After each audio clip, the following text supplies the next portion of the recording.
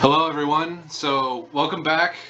This time we are talking about American States Water Company. So, before we dive into the company, let's go over some of their key metrics. So, they are a $2.8 billion market cap, so they're pretty small. I would say in the last year they're down 3%. Nothing crazy, nothing really volatile. In the last 5 years, 76%, that's pretty good.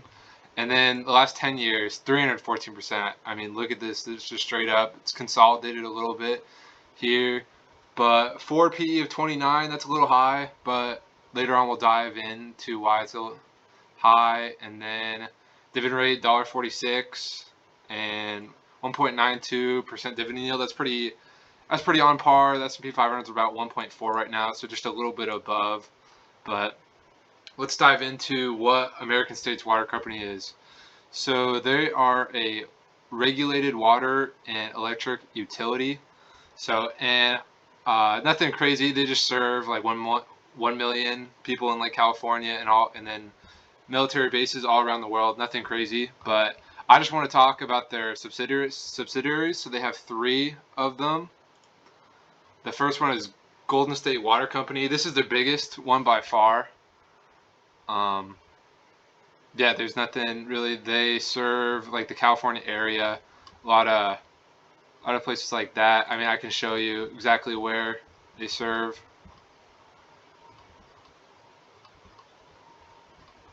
So this is where they serve all around California, all these communities. I mean, you got these places, Northern District, Coastal, and they even serve the Orange County, which is kind of cool. And then I'll talk about these over here in a little bit. And they're headquartered in California because obviously they serve a lot of Californians. And then, so I said they're a electric utility too, and this is through their Bear Valley subsidiary. This only serves about like 25,000 customers, so it's nothing big. It only accounts for like 8% of their earnings.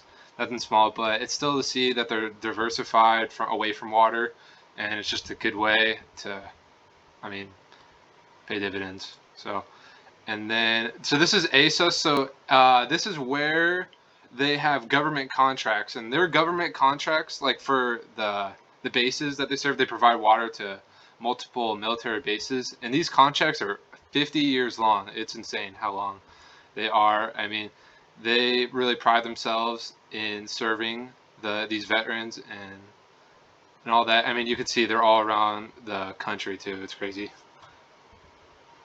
So now that you have an understanding of what American States Water Works really is and how they make their money, let's dive into some of their financials. So this website is Simply Safe Dividends, and some of the key metrics we talked about before.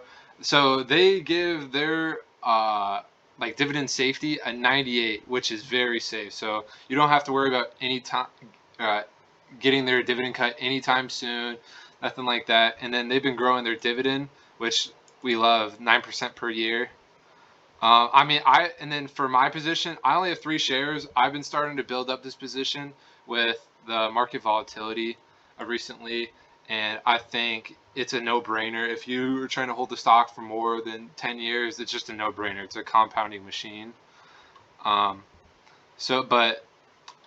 one of the things I love about Simply Safe Dividends, they give their 5-year averages. So you can see on both the dividend yield, it's above their 5-year average, and their PE, it's below. So that's what we love. We love buying stuff at a discount compared to their 5-year average, especially for a great company like this.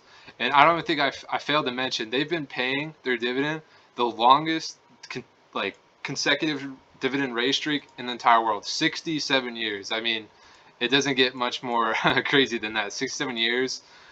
I mean, what would that be? Like the Korean War and all that was still going on. That's insane that they've been paying a increasing dividend for that long. And the some other key financial metrics. I mean, look at the earnings payout ratio consistently between 45 and 60%.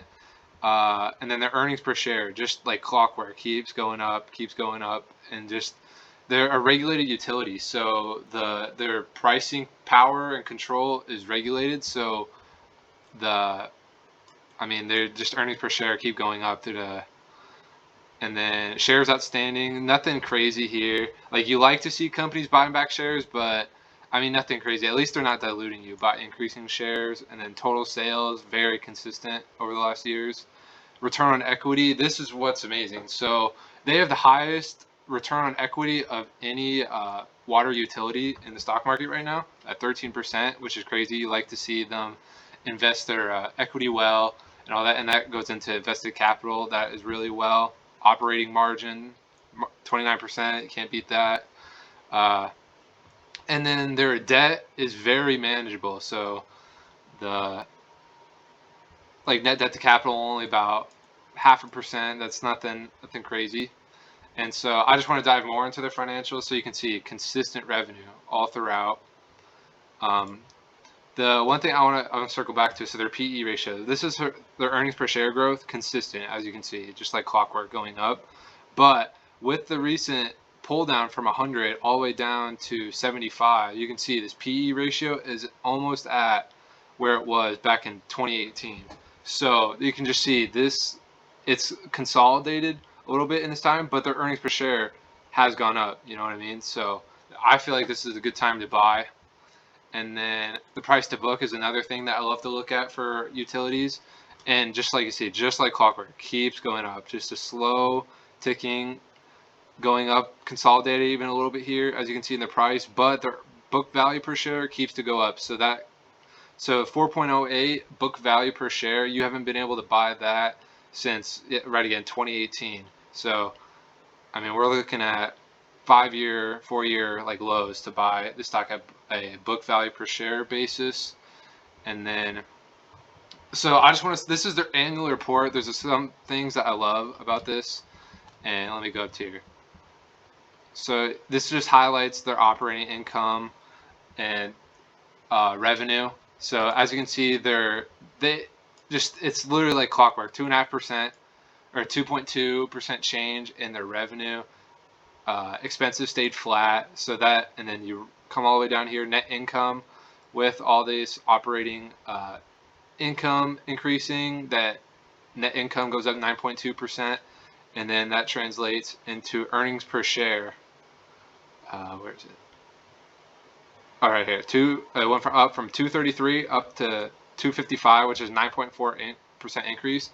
And the management has reiterated that they're trying to increase the dividend 7% per year, like into infinity. Like, that's what their goal is, their long-term goal. And as you can see, their dividend in 2020 was $1.28, and last year in 2021 it was a 9.12% increase, which is 9.4%. So that's above their 7%. I feel like they're nonstop always going to do their 7% increase, or even more so. And then the shares outstanding, again, basically flat. Nothing crazy about that. And this is their earnings per share breakdown. So the Golden State Water Company, with all their facilities that they have in California, that makes up about 73% of their earnings per share. And then the government contracts for the military bases, that makes up about 18%. And then that Bear Valley Electric, like I said, about 8%, 21% per share, nothing crazy. Yeah, and then that basically is the main takeaway from their 2021 report.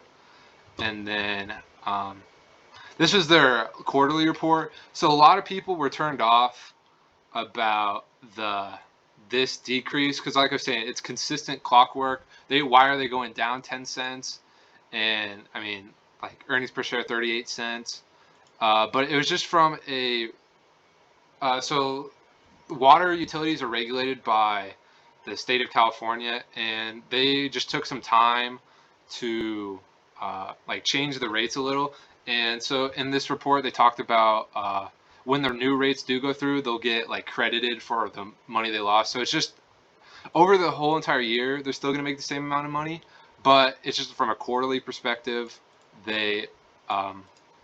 it seems like they lost money. But no, this will just, the money that they are basically owed will get credited to next quarter. So it's nothing to worry about. And then, like you can see, consistency is key here. Electric, I mean, they made the same amount. You'd like to see growth, but I mean, you're paying that 30 PE because it's for the consistency. So I mean, that's all basically I want to talk about today. There's nothing really more to touch on. I think you can't beat this 1.92% dividend yield for the safety, especially in these volatile times. People usually run to the safe stuff. Like I said, in the recession, people are so worried about recession. Here, a recent their sales went up 2%, and I mean, while other companies were falling maybe 50, 30%, and then their recession return was only 30%, so that is better than the S&P 500. So I feel like with people so worried about a recession, people should be flowing in to a stock like this where it's just a safe place to keep your money. And yeah, but as you can see in the last year to date, I mean, they're down 25%. I don't know what people are doing, so I feel like you should get ahead of the curve. Essentially, I mean, look, they're up 5% after hours. I don't know what happened, but like this is a safe hold of your money. You can't go wrong with the stock, and I suggest you guys buy it. I'm not a financial advisor though, so I can't tell you what to do. But yeah, so I'll see you guys next time. Peace.